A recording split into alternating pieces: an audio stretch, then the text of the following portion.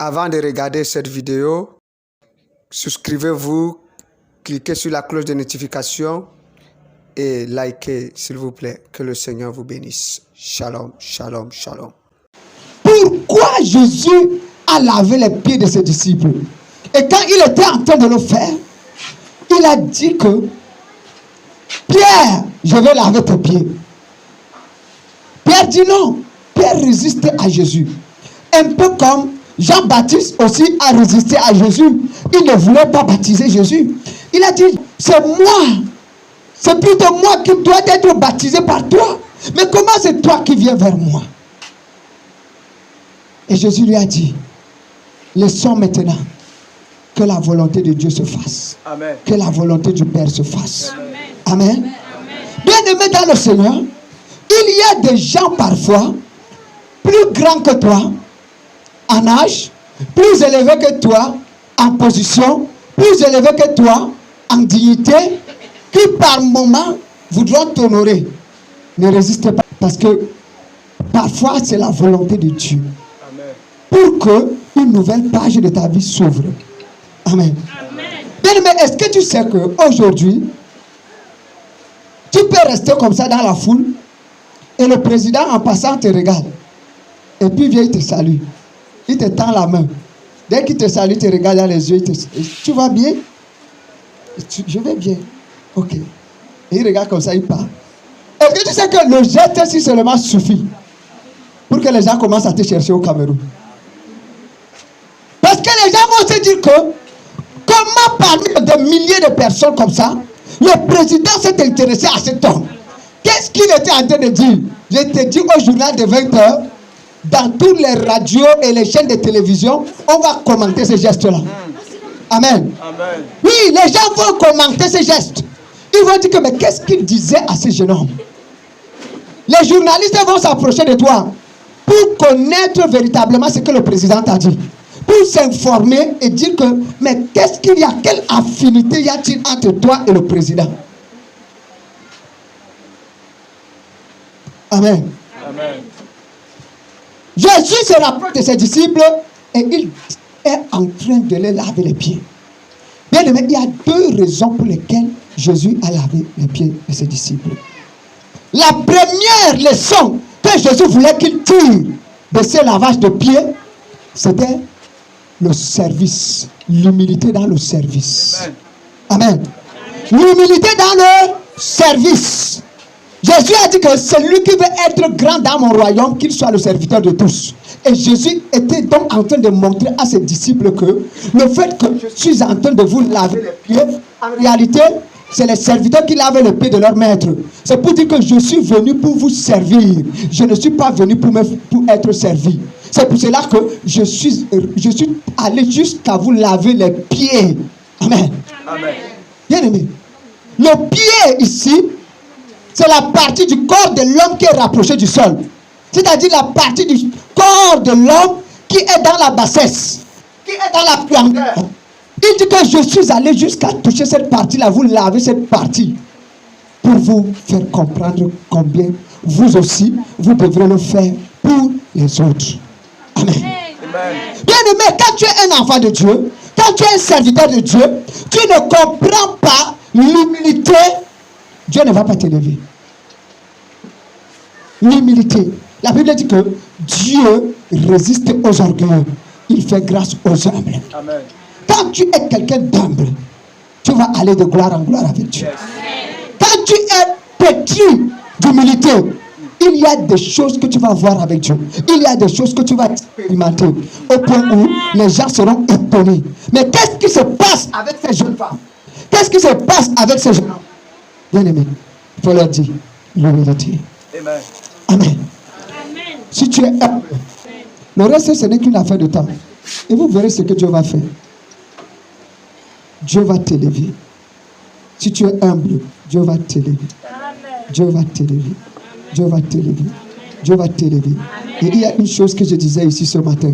Nous étions en prière ici ce matin. Et j'étais en train de dire que avec Dieu, quand tu penses que tu connais, c'est le jour-là que tu commences à dégringoler. Ce que tu crois connaître maintenant, si tu t'humilies devant Dieu, tu dis Seigneur, je ne connais pas. Enseigne-moi. S'il te plaît, Seigneur, je suis un ignorant. Montre-moi. Montre-moi la vérité. Instruis-moi. Tu vas voir ce que Dieu va faire. Amen. Dans ce que tu connais là, il va t'ouvrir une autre brèche que tu n'avais jamais expérimentée. Et tu pourras encore voir mieux. Et tu vas te rendre compte qu'en réalité, tu pensais connaître et tu ne connaissais pas tout. Amen. Peut-être ce que tu connaissais, c'était 60%. Dieu t'augmente ce jour-là encore 5%. Et le 5% va toujours te faire... Le diable viendra te dire que tu connais. Non, toi, tu n'as même plus besoin qu'on t'enseigne. Non, toi, tu connais. D'autres vont venir t'acclamer. Non, non, non, non. Homme de Dieu, tu enseignes bien. Homme de Dieu, tu connais. Bien-aimé, ne tombe pas dans le piège de dire que tu connais. Tu ne connais pas. Rentre devant Dieu. Même si on t'acclame, même si les gens pensent que tu as atteint le plafond de l'illumination, les gens pensent que tu as atteint le plafond de la révélation, de la parole de Dieu. Bien-aimé, il a une dimension que Dieu ne t'a pas encore fait entrer là-bas. Et c'est l'humilité qui va t'introduire dans cette dimension. Quand tu vas arriver dans cette dimension, bien-aimé dans le Seigneur, les gens verront nettement la différence entre l'ancienne révélation et la nouvelle révélation. Amen. Amen. Donne-moi un bon Amen. Amen. Ça, c'était la première des choses. Dieu voulait que son peuple soit humble. Ses disciples soient humbles. Et il voulait les enseigner l'humilité dans le service. Servir Dieu avec humilité. Amen. Amen. La deuxième des choses que Jésus voulait les enseigner, c'était quoi? Oui. J'ai dit ici, il y avait deux choses que Jésus voulait les enseigner. L'humilité dans le service, et il y a une deuxième chose que Jésus voulait les enseigner. Jésus était en train de laver les pieds des disciples pour sceller un acte prophétique dans le spirituel. Amen. Oui. Dieu ne voulait pas qu'ils entrent dans le service, dans le ministère. Parce que, regardez, la Pâque, c'est à cette Pâque-là qu'on a tué Jésus. Vous savez, n'est-ce pas? Après cette Pâque-là. Oui. La Pâque qui venait là, on a tué Jésus. Donc, Jésus, c'était presque le dernier service qu'il a rendu à ses disciples avant de mourir. Est-ce que vous comprenez? Mais pourquoi Jésus le faisait? Il a dit à Pierre que si je ne le fais pas, tu n'auras pas de part avec moi. Jésus a lavé les pieds des disciples pour les introduire officiellement dans le champ missionnaire après sa mort. S'il ne faisait pas comme ça, il y avait des géants que les disciples ne pouvaient pas vaincre. Jésus les avait donné le pouvoir. Ils sont allés expérimenter. Ils ont vu la main de Dieu. Ils ont tout vu. Mais cette fois-ci, Jésus a dit qu'il faut que je vous lave les pieds. Comme je lave vos pieds comme ça. Cette eau, on verse. Il faut que la terre enregistre. Et à chaque fois que vous allez marcher sur cette terre pour annoncer l'évangile, la terre ne vous combattra pas. Amen. Les hommes vont vous élever. Ils vont dire le village est là. Aucun évangéliste ne va venir ici. D'autres viennent. On les tue. D'autres viennent encore. Ils sont massacrés. D'autres viennent. Mais il y a un évangéliste qui va arriver dans la localité. Il va conquérir la localité. Pourquoi? Parce qu'il avait l'autorité sur les entités spirituelles de cette localité. Amen. Amen. Et là, c'est Dieu qui établit ça. Vous allez entendre, il y a des villages où on dit que les hommes de Dieu ne peuvent pas prospérer là-bas. Tu ne peux même pas aller là-bas. Mais il y a des hommes de Dieu consacrés. Quand ils sont consacrés, ils arrivent là-bas. Ils font la mission. Même un petit sorcier comme ça n'arrive pas à les défier. À cause de quoi? Leur degré de consécration. Imaginez que quelqu'un comme Jésus t'a introduit dans le ministère, bien-aimé. C'est quelle entité qui va venir te parler devant toi? Mais pendant que Jésus le faisait, pour que cet acte soit scellé dans le spirituel, Cela demandait leur foi. Il fallait qu'ils croient à ce que Jésus faisait. Est-ce que vous voyez? Jésus va dire que je le fais pour vous purifier, pour vous rendre crédible dans le champ missionnaire, pour ne pas laisser les entités spirituelles dominer sur vous. Parce que si vous entrez dans le champ missionnaire avec l'impureté, avec de la saleté, avec de la souillure, ils vont vous attaquer et ils vont vous dominer. Amen. Oui. Mais c'est un acte que je suis en train de faire. Et pendant que vous allez entrer, je suis en train de vous introduire. Et pendant que vous irez, vous allez voir donc, même après moi, comment la terre vous sera favorable. Jésus dit que quand vous partez évangéliser et que vous arrivez quelque part, on refuse de vous accueillir. Il dit secouez la poussière de vos pieds. Et il dit que quand vous secouez comme ça, là, la poussière de vos pieds là seront véritablement les témoins de ce peuple. Je vous ai dit, la terre que vous voyez, la terre parle. La terre a une voix. La terre est une entité spirituelle. Vous comprenez? Tout comme l'eau. L'eau est une entité spirituelle. C'est un élément de l'esprit. La première chose, la Bible dit qu'au commencement, Dieu créa les cieux et la terre. Voilà les deux premiers éléments que Dieu a créés. Dieu a créé les cieux et la terre. Amen. Les cieux et la terre. Pourquoi les cieux et la terre? Toutes les choses qui ont été créées après, tout ce qui a été créé après, ont été créés à base de la terre. Amen. L'homme que tu vois là a été créé à base de la terre. Donc tu es un élément terrestre. Dieu a soufflé la vie. Vous n'avez jamais vu les gens qu'ils sont morts. On est allé les enterrer, la terre les a vomis. Qu'est-ce qui s'est passé? Pourquoi la terre vomit? Parce que la terre a une voix. La terre parle. Quand on veut te maudire, pourquoi on parle à la terre? Parce que la terre est un élément spirituel. La terre a les oreilles. La terre a les yeux. La terre a la bouche. La terre parle. Amen. Amen. Pourquoi quand tu meurs, on te ramène au niveau de la terre et tu disparais là-bas? Parce que tu as été formé à base de la terre. Amen. Et toute autre chose qui ont été créées sur la terre a été témoin de leur création. Donc ça veut dire que quand on créait telle espèce, la terre a enregistré, la terre a vu. Si tu peux interroger la terre peut te parler. C'est pour cela que vous voyez, il y a les voyants qui font les choses avec la terre. Ils tapent la terre, ils voient. Et ils vont te décrire des choses. Et parfois des choses très vraies. Les marabouts font ça. Oui, ils voient avec la terre, ils tapent ça. Vous voyez? Pourquoi ils interrogent la terre? Ils interrogent la terre pour que la terre les parle. On a tué quelqu'un, on vient voir un marabout. Le marabout dit que ok, il interroge la terre. La terre a été témoin de ce crime-là. Il interroge la terre et la terre lui parle. Et il va vous dire ce qui s'est passé. Vous voyez un peu? Oui. C'est une pratique qui a été inspirée des choses spirituelles.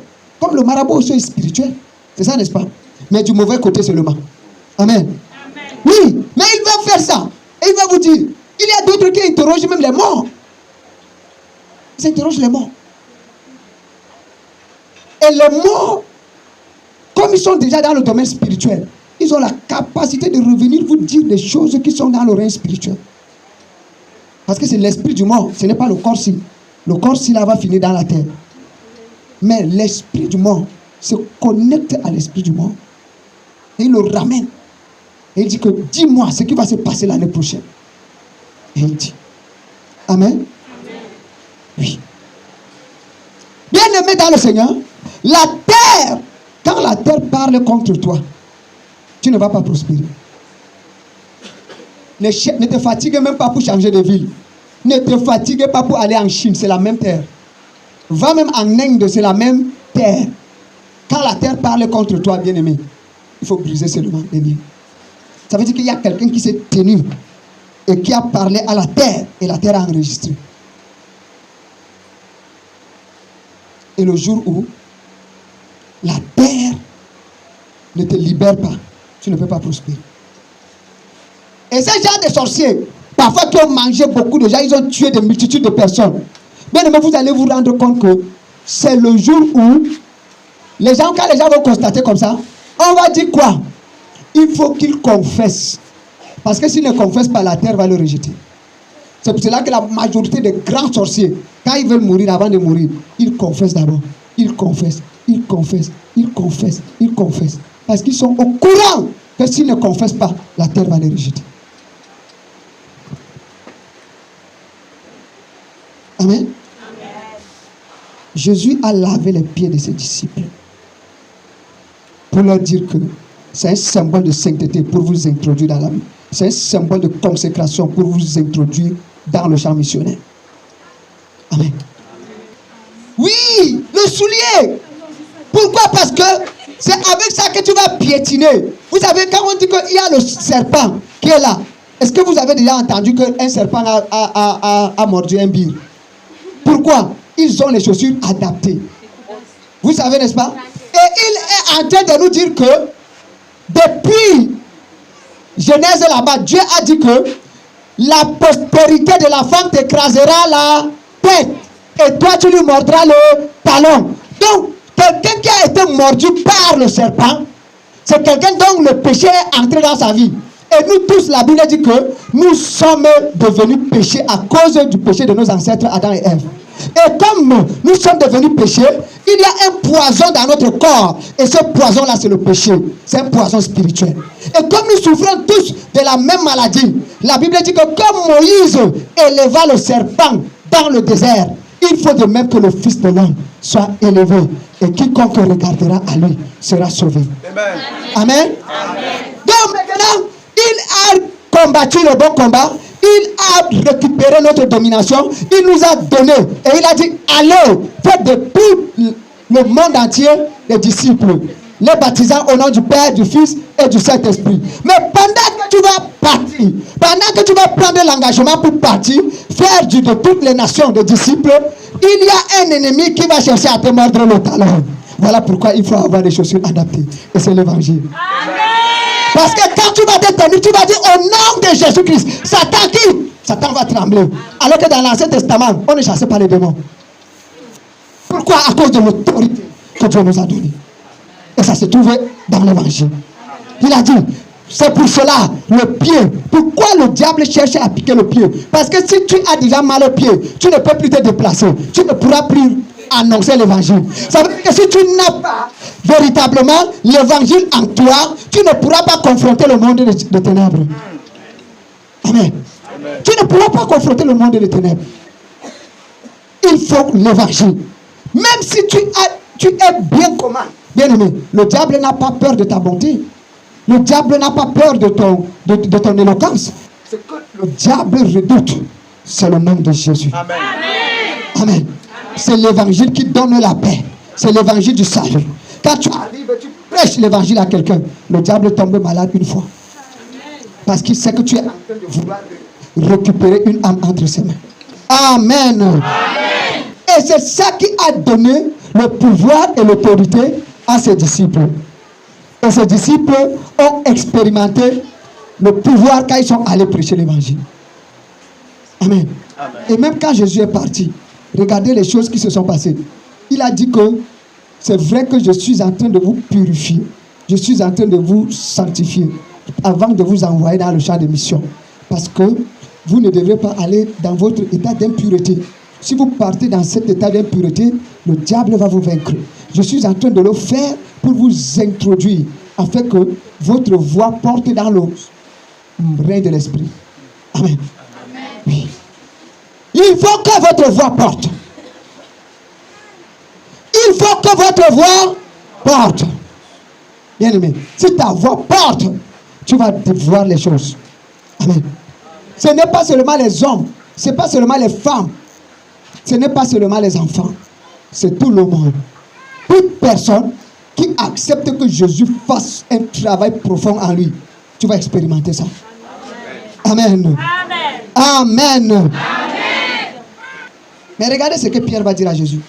Pierre lui dit non, jamais tu ne me laveras les pieds. Jésus lui répondit, si je ne te lave, tu n'auras point de part avec moi. Tu n'auras point de part avec moi. Je t'ai accordé la grâce d'impacter les peuples. Je t'ai accordé la grâce d'impacter les nations. Je t'ai même donné la clé de l'église. Mais, si je ne te lave pas les pieds, tu n'auras pas de part avec moi. Jamais. Pourquoi? Parce qu'il y a quelqu'un qui va te réclamer. Il y a quelqu'un, un homme fort qui va te réclamer. D'ailleurs, il t'a même réclamé pour te cribler comme du froment. J'ai intercédé 3 fois pour toi. Jésus a intercédé 3 fois pour Pierre. Pierre a régné Jésus 3 fois. Est-ce que c'était un fait du hasard? Il dit, j'ai intercédé 3 fois. J'ai prié. J'ai dit non, tu ne vas pas réclamer cet homme. Frappez le berger et les brebis seront dispersées. La clé de l'église se trouvait entre les mains de Pierre. Et l'ennemi savait que s'il frappait Pierre, c'était fini. Le plan de Dieu était déjà échoué. Donc, Pierre était un capital de Dieu. Il fallait avoir l'œil sur Pierre. C'est pour cela qu'à la Pentecôte, bien évidemment, Pierre qui avait régné Jésus, après avoir reçu le Saint-Esprit, c'est lui qui va ouvrir les portes. 3000 âmes viendront pour la toute première fois à Jésus-Christ. Voilà la porte qu'il venait d'ouvrir. Amen. Voilà la porte que Pierre venait d'ouvrir. Les âmes sont venues à Jésus-Christ et ils se sont attachés à Jésus-Christ. 3000 personnes. Ça, c'est le minimum, hein. Au moins, sont venus à Jésus. Parce que chez les Juifs, quand on faisait les décomptes, on ne comptait pas les femmes et les enfants. On ne mettait pas les femmes et les enfants. Vous pouvez imaginer le nombre de personnes qui étaient là le jour-là. Parce qu'il y a toujours plus de femmes dans les assemblées que les hommes. Donc si la Bible dit 3000 là, 3000 personnes là, bien aimé, j'imagine seulement. J'imagine. Et ils sont venus à Jésus. Parce que Pierre les a ouvert la porte. Mais le diable voulait cribler Pierre. Voilà pourquoi aujourd'hui aussi, beaucoup des hommes de Dieu sont la cible de l'ennemi. Toi, pendant que tu passes ton temps à insulter ton pasteur, à vouloir le détruire, c'est que tu ne sais pas que le diable aussi cherche à le détruire. Ça veut dire que toi et le diable, vous faites le même, vous faites le même travail, n'est-ce pas? C'est ça, non? Oui. Toi et le diable, vous faites le même travail. Il y a des gens comme ça. Ils viennent, ils insultent bien le pasteur. Et même parfois, ils n'ont aucune responsabilité, même à l'église. Hein. Aucune responsabilité. Il y a des moments où tu peux avoir le frottement avec le pasteur parce que tu as des responsabilités. Tu es président de la chorale. Et le pasteur s'est déchaîné sur toi et il a parlé sans respect. Et toi, ton cœur aussi s'est enflammé un peu et puis vous vous êtes un peu frotté. Ça, on peut dire que tu as des responsabilités au moins. Mais quelqu'un n'a aucune responsabilité. Il envoie le message à son pasteur. D'autres même partent acheter des puces pour régler leur compte. Ils partent acheter des puces non identifiées. Ou bien identifiées avec le nom de l'autre personne. Chien comme ça, fornicateur, regarde-moi. Ta tête qui n'a pas de forme là.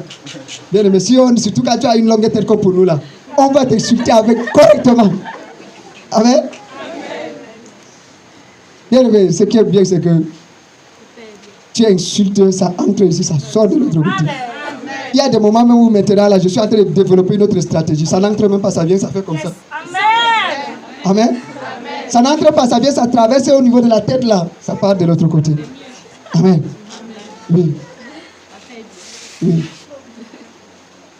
Donc dans la vie, bien aimée, ne fais pas l'œuvre du diable. Dieu veut que nous soyons des enfants, des hommes et des femmes de paix. Amen. Amen. Oui. Que nous soyons des hommes et des femmes de paix. Est-ce que tu sais que quelqu'un peut t'insulter? Il peut même venir te gifler. Ce n'est pas interdit. Giflez-moi, il n'y a pas de problème. Mais ce qui est sûr, je ne ferai pas de ça un problème. Il m'a giflé. Ok. Sûrement, peut-être, je l'ai fait quelque chose. Ok. Comme tu as giflé, n'est-ce pas? Tu es satisfait? Oui, je suis satisfait. Ok. Que la paix de Dieu règne sur toi. Tu prends ta route, tu pars. La Bible dit que s'il n'est pas un homme de paix, ta paix ne peut pas rester sur lui. Tu comprends? Ta paix que tu as relâchée là va revenir sur toi. Amen. Oui. Parfois, on va te dire que tu es béni, bien-aimé. Si tu n'es pas un homme de paix ou une femme de paix, un individu de paix, tu ne peux pas transporter la paix. Ce n'est pas possible. Même si quelqu'un t'envoie une bénédiction, sa bénédiction va retourner à lui. Ça ne peut pas aller chez toi. Amen. Et ce soir, je voudrais également que la grande moisson que le Seigneur nous a donnée, que quelqu'un ait part à cette grande moisson au nom de Jésus-Christ. Amen. Si c'est à toi que je parle, je vais entendre un bon Amen. Amen. C'est important. Parce que nous tous, Dieu nous appelle à évangéliser. Amen. 2 Corinthiens 5, verset 18. Nous allons lire pour comprendre ça. 2 Corinthiens chapitre 5, le verset 18. 18, oui.